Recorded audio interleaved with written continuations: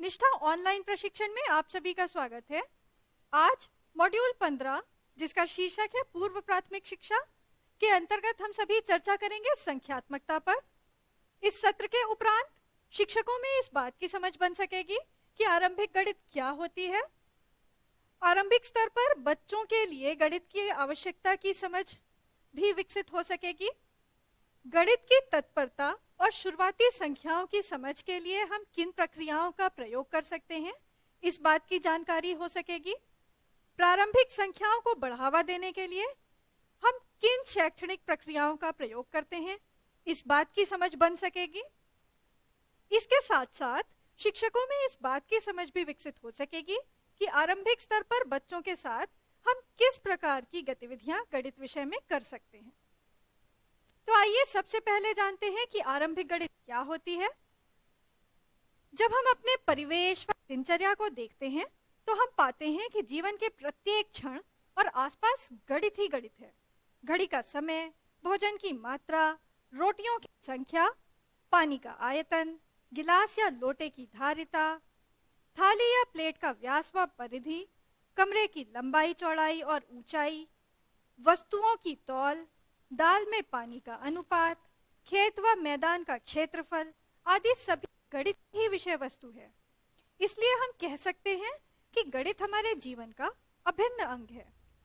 जब आरंभिक गणित की बात की जाए तो आरंभिक कक्षाओं में गणित का वह स्वरूप जिसमें बच्चा सहज रूप में ही गणित को समझना और सीखना शुरू करे वह उसका आकर्षण और रुचि गणित के प्रति बढ़े, आरंभिक गणित कहलाता है। आइए अब जानते हैं कि आरंभिक स्तर पर बच्चों के लिए गणित की क्या आवश्यकता है। जब हम आरंभिक स्तर पर गणित के सीखने सिखाने की बात करते हैं तो आरंभिक गणित में संख्याओं और संक्रियाओं के प्रयोग को बच्चा अपने दैनिक जीवन और परिवेश के उदाहरणों के माध्यम से सीखता है और उसका उपयोग करता है। यहाँ बच्चे के लिए संख्याएं और गणितीय संक्रियाएं भारी भरकम और बोझ के रूप में नहीं लगती, बल्कि वह उन्हें सहज ही आत्मसात कर लेता है। यह समय बच्चों में गणित के प्रति प्रेम उत्पन्न करने का भी होता है ताकि बच्चे आगे चलकर गणित में रुचि लें और गणित से डरे नहीं। इसीलिए इस स्तर पर बच्चों के साथ कार्य करते समय हमें इस बात का ध्यान रखना होगा कि हम बच्चों के साथ रटवाने की जगह अवधारणाओं को स्पष्ट करने में अधिक जोर दें। इसलिए यह जरूरी होता है कि आरंभिक गणित शिक्षण हम इस प्रकार से करें कि बच्चों में मूलभूत गणितीय दक्षताओं का विकास हो सके। तो अगर हम बच्चों के साथ आरंभिक स्तर पर गणित की आवश्यकता की बात करें तो हम ये साफ तौर पर देख सकते हैं कि यदि हम बच्चों के साथ आरंभिक स्तर पर गणित पर कार्य करते हैं तो बच्चे सहजता से उसे आत्मसात करते हैं। साथ ही साथ हम गणित को रुचिकर बनाते हैं। इसके साथ ही यदि बच्चों के साथ आरंभिक स्तर से गणित विषय पर कार्य किया जाए तो अवधारणाओं की समझ बनाने में हमें सुविधा होती है और बच्चे अवधारणाओं की समझ सरलता से बना सकते हैं। इसके साथ साथ यदि बच्चों के साथ गणित में आरंभिक स्तर से ही कार्य किया जाता है तो गणित की जो मूलभूत दक्षताएं हैं वो भी हम आसानी से बच्चों में विकसित कर सकते हैं। आइए अब जानते हैं कि संख्या पूर्व अवधारणाएं क्या होती हैं और उनमें शामिल दक्षताएं कौन सी होती हैं। सामान्य तौर पर यह माना जाता है कि यदि बच्चे संख्याओं के नाम गिनती के क्रम में बोलना सीख जाएं, तो इसका मतलब यह होता है कि वे गिनना सीख गए हैं। लेकिन यह धारणा गलत है। बच्चों में संख्या की समझ धीरे धीरे ही विकसित होती है। गिनती सीखने से पहले उन्हें वर्गों में बांटना, क्रम में रखना और एक एक की संगति जमाना आना चाहिए। इन क्षमताओं को संख्या पूर्व अवधारणाएं या प्री नंबर कॉन्सेप्ट्स कहते हैं। यानी संख्या का अर्थ समझने से पहले बच्चों में यह क्षमताएं विकसित करना जरूरी होता है। तो अगर हम कुछ अवधारणाओं की बात करें तो हम यह देख सकते हैं, छोटा बड़ा पे जब हम कार्य कर रहे होते हैं, यानी बच्चों को किसी वस्तु का छोटा या बड़ापन एहसास दिलाते हैं या उनसे कहते हैं कि कौन सी चीज छोटी और कौन सी बड़ी, इसकी पहचान करो, तो वहां हम पैटर्न, क्रम में जमाने की बात करते हैं। लंबा छोटा पर जब हम काम करते हैं तो वहां हम एक से एक की संगति कर रहे होते हैं। आगे पीछे यानी कौन सी वस्तु आगे है, कौन सी वस्तु पीछे, या कौन सा बच्चा लाइन में आगे खड़ा है, कौन सा बच्चा पीछे खड़ा है, ये अवधारणा जब आगे चलकर बच्चे गणित में कार्य करते हैं तो उन्हें गिनने की समझ विकसित करने में सहयोग करती है। इसके साथ साथ कम ज्यादा की जो अवधारणा है, यानी कम ज्यादा पर जब हम बच्चों के साथ कार्य कर रहे होते हैं तो वहां बच्चों में समूहीकरण और वर्गीकरण की समझ विकसित होती है।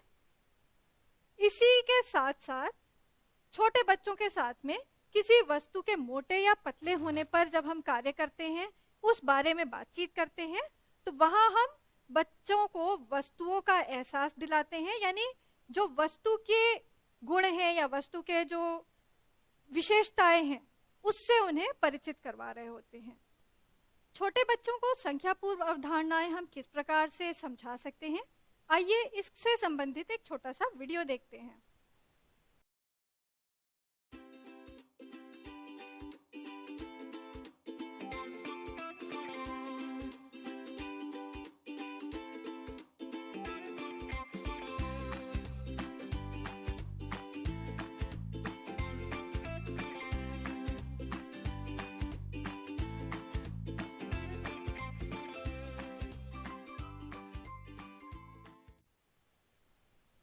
आइए सत्र में आगे बढ़ने से पहले एक छोटी सी गतिविधि करते हैं।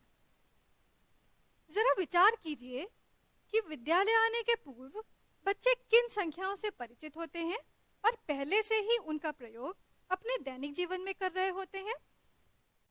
आशा है आपने अपना उत्तर दर्ज कर लिया होगा। अगर हम कक्षा 1 और 2 के बच्चों को कुछ चीजें गिनने के लिए देते हैं तो यह जानकर हमें आश्चर्य होता है कि वो छोटी संख्याओं तक गिन सकते हैं, यहाँ तक कि उन्हें मिलाकर जोड़ और कम करके घटा भी सकते हैं। हालांकि संख्या की समझ व मस्तिष्क में संख्या की स्मृति वे काफी समय बाद कर पाते हैं। अगर चीजों की संख्या कम हो तो उन्हें देखकर ही बच्चे ये सभी कार्य कर लेते हैं। इसके लिए जरूरी नहीं कि उन्हें गिनती की जानकारी हो, इसीलिए 4 या 5 तक की गिनती को हम दृष्टिबोधक संख्याएं या परसेप्चुअल नंबर्स कहते हैं।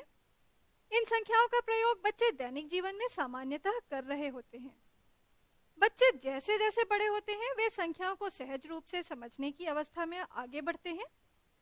ऐसे में हमें चाहिए कि खेल खेल में बच्चों को ऐसे विविध अनुभव करवाएं कि वे संख्याओं को गिनने, बोलने, पढ़ने, लिखने और वस्तुओं के साथ संख्याओं का संबंध बनाने में सक्षम हो सकें। गणित को मशीनी ढंग से पढ़ाने या सिखाने के स्थान पर हमें बच्चों को सार्थक व सटीक अनुभव देने का प्रयास करना जरूरी है। यदि बच्चों से हम 1 से 9 तक की संख्याओं से संबंधित पूर्व ज्ञान का प्रयोग कक्षा में करते हैं तो बच्चे उन संख्याओं से स्वयं का जुड़ाव अनुभव करते हैं और गणित में रुचि लेने लगते हैं।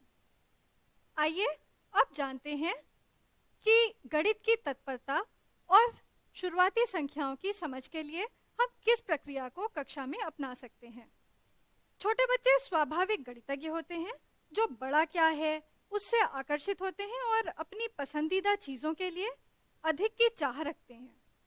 प्रारंभिक वर्षों में गणित कौशल विकसित होते हैं जो बच्चों के अनुभवों के आधार पर उनके पर्यावरण, वयस्कों और अन्य बच्चों के साथ उनकी बातचीत और उनकी दैनिक टिप्पणियों पर आधारित होते हैं। जब एक झूठ मूठ के नाटक में बच्चे नकली नोटों, नोटपैड का प्रयोग, रजिस्टर के रूप में और बैलेंस स्केल का उपयोग करते हैं तो वे गिनना शुरू कर देते हैं और विभिन्न गणितीय अवधारणाओं में संलग्न हो जाते हैं। इसी तरह जब बच्चे एक रेत के गड्ढे में खेलते हैं और एक रेत के खेल के अनुभव के रूप में मुट्ठी भर रेत को मापते हैं, एक दूसरे से बात करते हैं, उस समय वे वास्तव में आयतन और मात्रा के बारे में विचार करने में उलझे हुए होते हैं।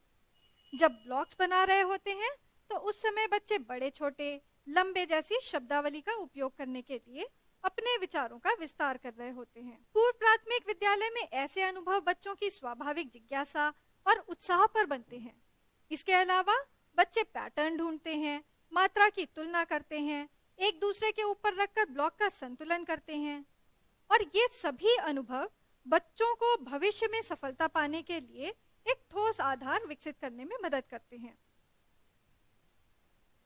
गणित की तत्परता और शुरुआती संख्या के लिए हम जिन प्रक्रियाओं को अपना सकते हैं वो कुछ इस प्रकार से हैं। एक विशिष्ट मापदंड के अनुसार वस्तुओं और चित्रों का मिलान करना, एक आयाम के आधार पर छंटनी, समूह बनाना और वर्गीकरण करना, एक से अधिक आयामों को प्रस्तुत करना और एक से अधिक आयामों में प्रगति करना।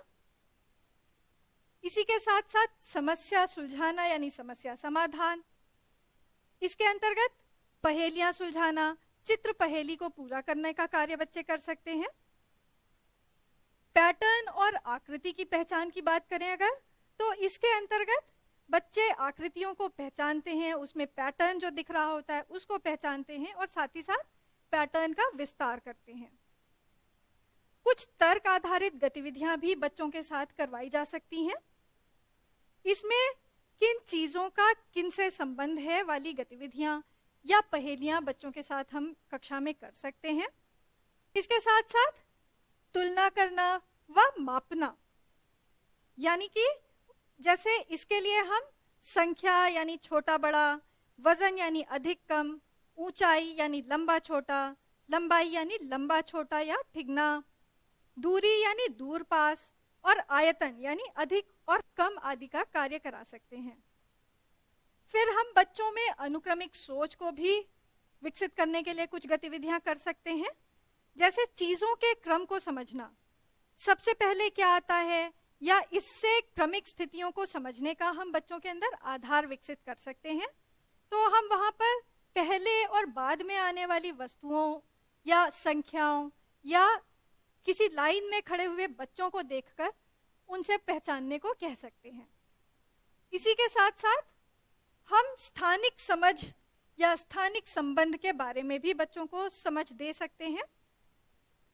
इसमें हम बच्चों के साथ में अंदर बाहर, नीचे ऊपर, घुमावदार आदि अवधारणाएं और बुनियादी गणितीय अवधारणाएं जो कि समझने के लिए बहुत आवश्यक होती हैं, इन पर कार्य कर सकते हैं।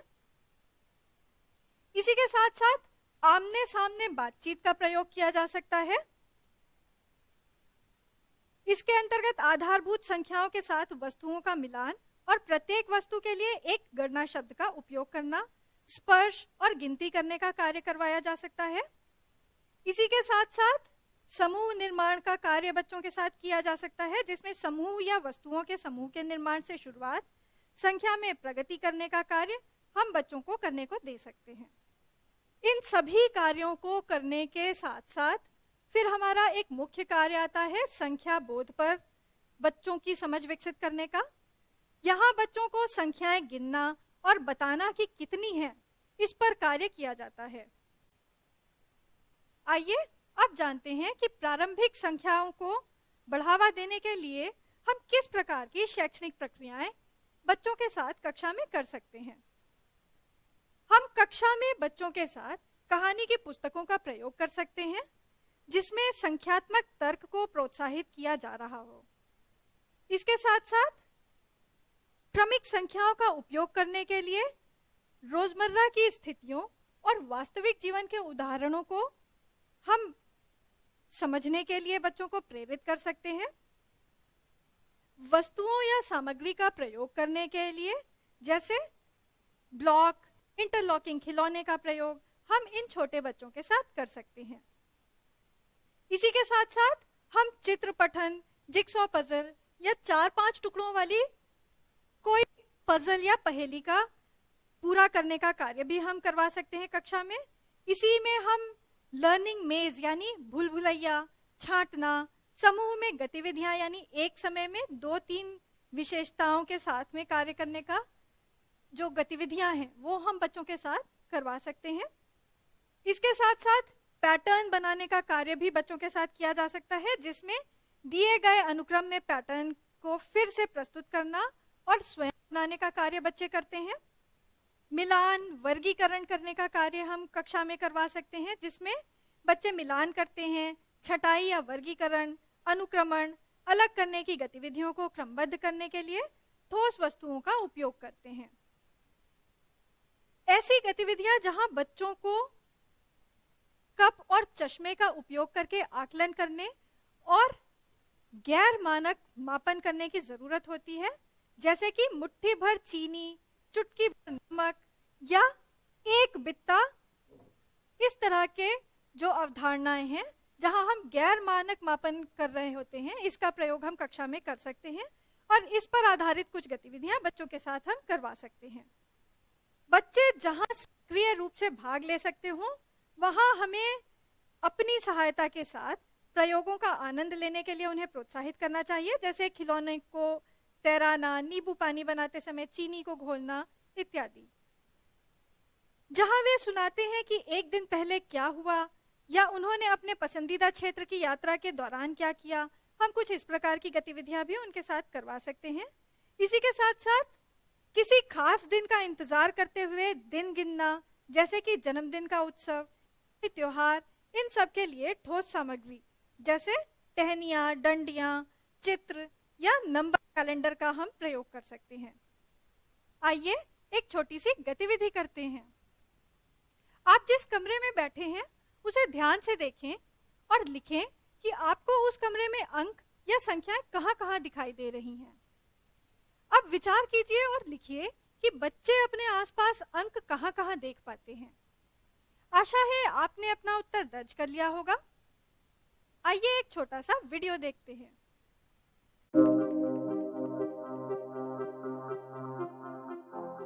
प्रकृति हमारी जननी, हमारी पालनहार, असीम ज्ञान का स्रोत है। हमें जो कुछ भी मिला, हमने जो कुछ भी सीखा, प्रकृति से ही सीखा। प्रकृति में जो भी पदार्थ विद्यमान हैं, उनकी संख्या नियत है। किसी वस्तु को गिनने के लिए अंक या संख्या की ज़रूरत होती है। अब प्रश्न यह उठता है कि संख्या है क्या? संख्या से तात्पर्य क्या है? यदि हम अपने परिवेश को ध्यान से देखें तो हम पाते हैं कि प्रकृति ने पूर्णता प्रदान करने के लिए एक व्यवस्था का निर्धारण कर रखा है। यही व्यवस्था संख्या कहलाती है। जैसे सूर्य, चंद्रमा, हमारी नाक, जीभ इत्यादि एक के रूप में पूर्ण है। इसी प्रकार हमारी आँखें, हाथ, पैर, बैल या गाय के सींग, नदी के किनारे दो के रूप में पूर्ण होते हैं। बेल की पत्ती, सेम की पत्ती, त्रिशूल, समोसे के कोने तीन के रूप में पूर्ण होते हैं। दिशाएं, चौराहा चार के रूप में पूर्ण होते हैं। इसी प्रकार गुड़हल की पंखुड़ियाँ, हमारे हाथ की मुट्ठी को यदि हम देखें तो उस मुट्ठी में विद्यमान जो हमारी 5 उंगलियां होती हैं, ये सभी चीज़ें 5 के रूप में पूर्णता को प्राप्त होती हैं। ठीक इसी प्रकार मच्छर के पैर, पासे के फलक 6 के रूप में, सूर्य के प्रकाश के रंग, महाद्वीपों की संख्या, सप्ताह के दिन, ये सभी 7 के रूप में पूर्ण होते हैं।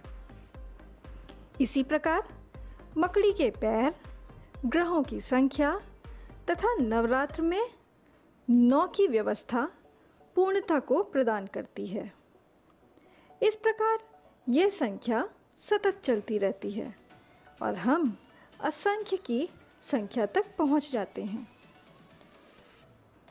इस प्रकार संख्या प्रकृति में पहले से ही विद्यमान है। इस कारण हम इनको प्राकृतिक संख्या कहते हैं। हमने सिर्फ प्रत्येक संख्या के लिए चिन्ह दिया है। यह चिन्ह हम 2 रूपों में देखते हैं, एक चित्र के रूप में जो हम लिखते हैं और दूसरा ध्वनि के रूप में जो हम बोलते हैं, जैसे 1, 2, 3, 4, 5, 6, 7, 8, 9, 10 इत्यादि। आइए एक और गतिविधि करते हैं। स्क्रीन पर लिखिए इस संख्या को। क्या आप सरलता से पढ़ पा रहे हैं? क्या आप बता सकते हैं कि ये कौन सी संख्या लिखी हुई है? यहां ध्यान देने वाली बात यह है कि जब आपको इस संख्या को पढ़ने को कहा गया तो आपको थोड़ा सा समय लगा होगा, लेकिन जैसे ही आपको हमने यह संख्या पढ़ने को बोली तो आपने तुरंत पढ़ लिया। यहां आप जब इस संख्या को पढ़ने पर कार्य कर रहे थे तो आप यहां उससे सीधा संबंध नहीं बना पा रहे थे। क्यों? क्योंकि यह संख्या बड़ी है और इसको पढ़ने के समय आपके मस्तिष्क में इतनी वस्तुएं आ पाना थोड़ा सा मुश्किल कार्य होता है। लेकिन वहीं जब आपने इस संख्या को पढ़ा तो आप अपने मस्तिष्क में इस संख्या का उन वस्तुओं से संबंध स्थापित कर पा रहे हैं। अब जरा यह बताइए कि इस संख्या और इस संख्या में कौन सी संख्या बड़ी और कौन सी संख्या छोटी है? आइए अपनी दूसरी संख्या की ओर बढ़ते हैं। अब आपको बताना है कि इस संख्या और इस संख्या में कौन सी संख्या बड़ी है।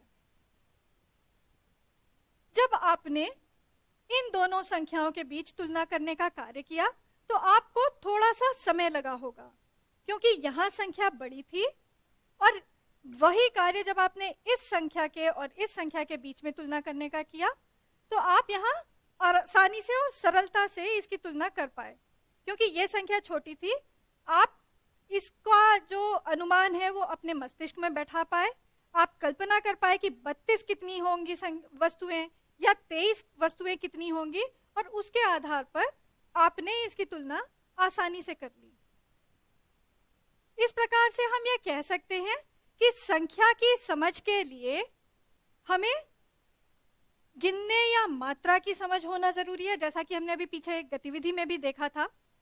इसके साथ साथ संख्या को पहचानना और उसे लिखना जो है उसकी समझ होना जरूरी है, और वहीं हमें अन्य संख्याओं से किसी संख्या का संबंध समझने की भी जरूरत होती है। और जब हम इन तीनों अवधारणाओं की समझ विकसित कर लेते हैं तो हम मान लेते हैं कि हमें गिनती की समझ या हमारे बच्चे को गिनती की समझ हो चुकी है। तो इस प्रकार से हम ये कह सकते हैं कि गिनना सीखने से पहले बच्चों को कुछ अवधारणाएं सीखना बहुत जरूरी है, क्योंकि जब हम इस प्रकार का कार्य करते हैं तो कुछ अवधारणाएं हैं जैसे क्रम, एक एक की संगति, समूहीकरण, गत्यात्मक समुच्चय विभेद, इस तरह की कुछ अवधारणाएं हैं जिनकी समझ बच्चों को होना जरूरी हो जाता है। पूर्व प्राथमिक शिक्षा के अंतर्गत संख्यात्मकता का पहला भाग आपने अभी अभी देखा। इसका शेष भाग देखने के लिए आइए अगला वीडियो देखते हैं।